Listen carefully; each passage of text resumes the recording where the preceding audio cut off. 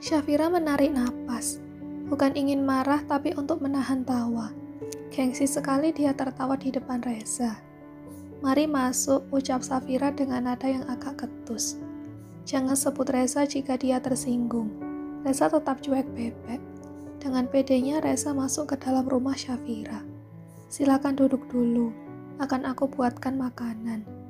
"Oke, aku akan menunggu lama juga tak apa, karena aku ini lelaki tersabar di dunia versi on the spot." Sumpah. Tuh Desi cepat-cepat masuk kamar mandi agar tawanya tak terdengar oleh Reza. "Dia ini mantan ustadz apa mantan stand up komedi sih?" batin Syafira. Syafira menatap Reza, meneliti garis wajahnya. Satu yang langsung bisa Syafira yakini, ganteng. "Ayo sana buat, jangan terpesona begitu melihatku. Karena sekarang menatapku kau terhitung zina mata. Tapi nanti jika kita sudah menikah, menatapku sampai mata lepas pun kamu akan dapat pahala." "Ah, maaf." Syafira gelagapan. Malu sendiri dia. Buru-buru dia ke dapur. Di dapur senyum Syafira mengembang. Ada rasa tak percaya pada hatinya. Kenapa lelaki seperti Reza bisa masuk kamarnya tiba-tiba? Masih Syafira ingat jelas perdebatan dia dan keluarganya setelah kepulangan Reza dan teman-temannya dari pesantren Hidayah tempo hari. Flashback on. "Abi, kok bisa Abi menerima hitbah Kak Reza semudah itu? Kita kan gak kenal sama sekali," ucap Syafira.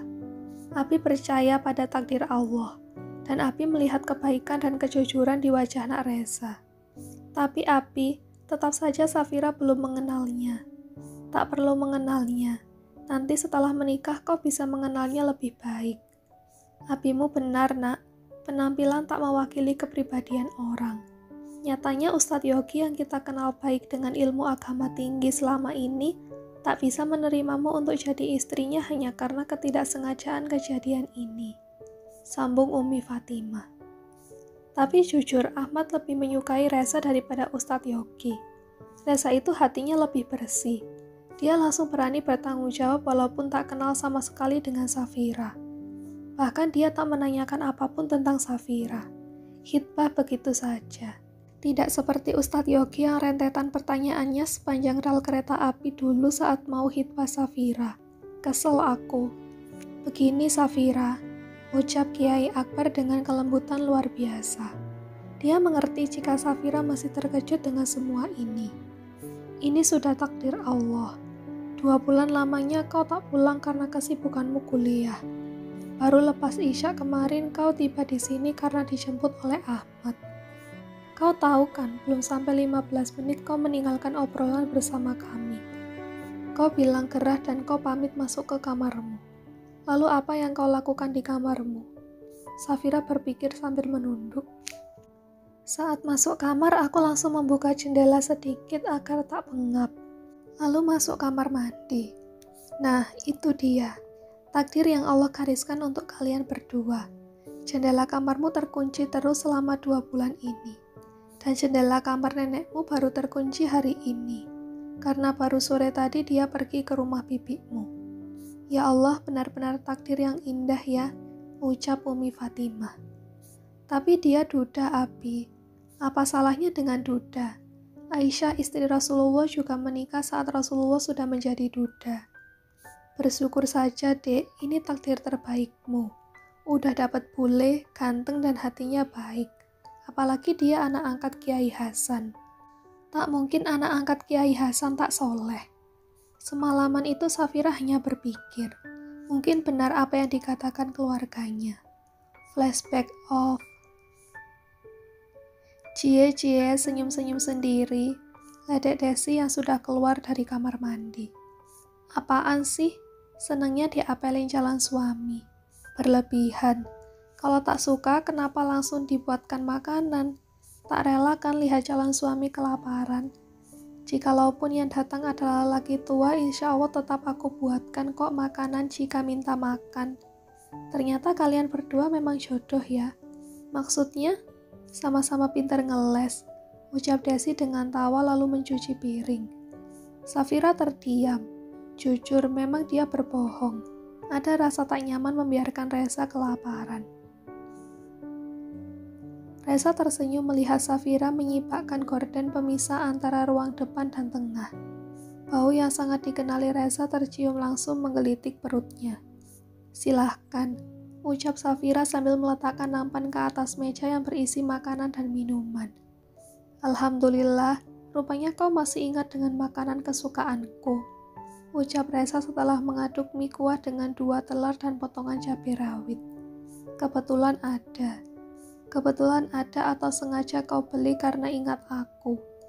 Pede amat, mie adalah makanan favorit anak kosan. Itulah sebabnya kita jodoh ya, ucap Reza sambil nyengir. "Aku makan ya, atau kamu mau juga kita makan bareng?" Safira hanya geleng-geleng kepala kenapa ada manusia seperti Reza. "Tak usah, saya sudah makan." Reza mulai menarik mie dengan garpu. Ditiupnya sebentar lalu masuk mulut. Mata Reza terpejam dengan gerakan pengunyah amat pelan. Lalu lidahnya keluar sedikit menelusuri bibirnya. Persis seperti iklan mie di televisi. Gumam Reza. "Bagaimana rasanya?" tanya Safira bingung dia melihat reaksi Reza. "Mie kuah buatanmu numero uno," ucap Reza dengan mengacungkan 2 jempol. "Alhamdulillah kalau masih enak, soalnya mie itu besok expired." Huk, Reza spontan saja terbatuk. "Bercanda," Safira tertawa melihat wajah pias Reza. "Ini minum." Safira mendekatkan air minum pada Reza. "Makasih," ucap Reza lalu minum setengah gelas. "Ada kenapa nih cewek bikin kaget aja," batin Reza. "Sama dengan kau Reza, suka bikin kaget." Sesekali Safira melirik Reza yang sedang makan. Entah kenapa Safira suka melihat Reza yang makan dengan lahap mie buatannya itu. Belum lagi pujian-pujian dari Reza tentang mie itu. "Ternyata kamu pinter ya. Pilihan cabenya pas banget, gak terlalu muda jadi pedesnya ngena banget sampai ke hati," ucap Reza setelah minum di akhir makannya. Tuh kan, bahkan pemilihan cabenya pun tak luput dari pujian Reza. Padahal kan Safira asal nyomot saja. "Kakak pintar bercanda ya." "Alhamdulillah kalau kamu suka dengan candaanku. Habisnya wajahmu itu susah senyum. Kenapa masih belum menerima jika kita akan segera menikah?" Safira diam. Dia pun tak tahu pasti apa yang dia rasakan. Yang dia tahu dia hanya mengikuti jalan takdir dan menuruti ucapan abinya. "Sama sepertimu, aku pun masih kaget. Tapi mungkin ini jalan yang harus kita lalui. Tak ada pertemuan yang terjadi tanpa izin dari Allah. Aku memang sedang menginginkan ibu pengganti untuk Reo. Tapi aku berdoa pada Allah aku tak akan mencari wanita itu. Dan aku hanya meminta untuk dipertemukan dengan cara yang baik. Bukan inginku melihat auratmu. Tapi aku benar-benar tak sengaja melakukannya. Walaupun pertemuan kita diawali dengan ketidaksengajaan, tapi aku ada tepat di saat khitbahmu dibatalkan. Bagaimana jika aku tidak tertembak dan aku sudah pulang sejak pagi? Tentu aku tak tahu menahu jika Ustadz So itu membatalkan khitbahnya padamu." Safira sampai mengangkat wajahnya. Reza punya pandangan yang unik, tapi ucapan Reza benar. Jika saja Reza tak tertembak dan sudah pergi dengan meminta maaf saja dan tak mendengarkan Ustadz Yogi membatalkan khitbahnya, pasti sekarang Safira sedang meratapi nasibnya sendirian. Safira pun sangat kaget saat Ustadz Yogi membatalkan khitbah itu. "Iya, saya sudah menerima semuanya." "Termasuk menerima saya?" tanya Reza. "Perlu kau tahu, hidupku tak semanis wajahku. Walaupun sekarang aku menjalankan tampuk kekuasaan di Sky Corporation, tapi aku lelaki kere. Aku tak memiliki gaji tetap. Tapi insya Allah aku bisa memastikan kamu tak akan kelaparan." Safira tersenyum. Dia menyukai kejujuran Reza. Daripada sok kaya tapi zong. "Insya Allah saya bisa menerima." "Bagus, tapi ada satu hal yang harus kau ketahui." "Apa?" "Aku banyak makan. Aku tak mau kau terkejut nanti." "Tak apa makan dengan lauk seadanya asalkan banyak nasinya." "Kakak orang bule apa Indonesia sih?" tanya Safira bingung. "Blasteran, muka bule tapi perut Indonesia." Safira tertawa mendengar ucapan Reza. "Tak apa, kebetulan Abi punya sawah di belakang pesantren. Jadi kita bisa minta beras lebih banyak." Alhamdulillah, ucap Reza penuh syukur.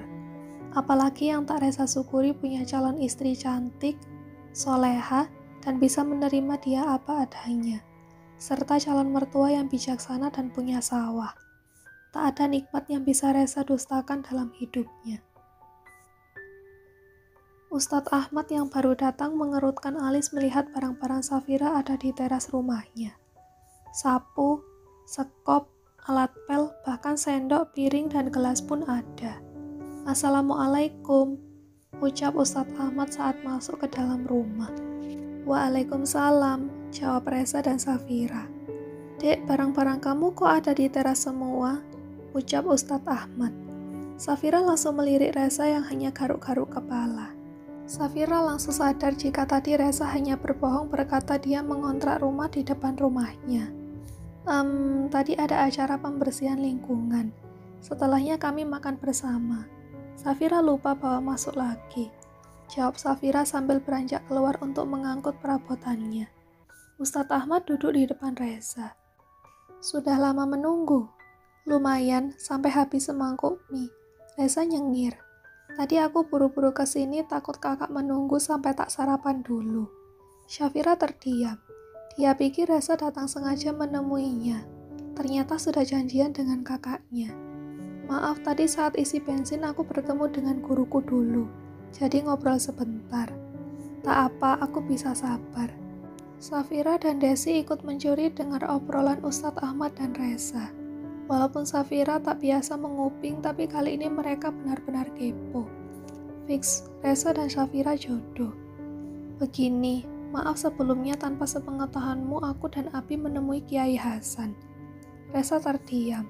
Dia belum sempat berbicara pada Abah masalah dia menghitbah Safira menjual nama besar Abah. Lalu kalian ngobrol apa? Tanya Reza takut-takut. Sebagai kakak dan ayah dari Safira, kami berdua hanya ingin menguji kebenaran ucapanmu tentang anak angkat Kiai Hasan. Terus, Alhamdulillah Kiai Hasan membenarkan semuanya. Jadi kami sekarang lebih yakin padamu. Alhamdulillah, ucap Reza dalam hati. Reza merasakan kelegaan luar biasa. Kiai Hasan juga cerita banyak tentangmu. Cerita apa? Cerita betapa kau legowo menghadapi kehidupan. Betapa kau berbesar hati menerima takdirmu yang sering diliputi kesedihan. Apa so sweet banget sih, batin Reza. Iya, Abah memang pandai menilai seseorang. Apa kakak bercerita pada Abah jika aku harus menghafal bacaan tahlilan sebagai syarat untuk menikahi Safira?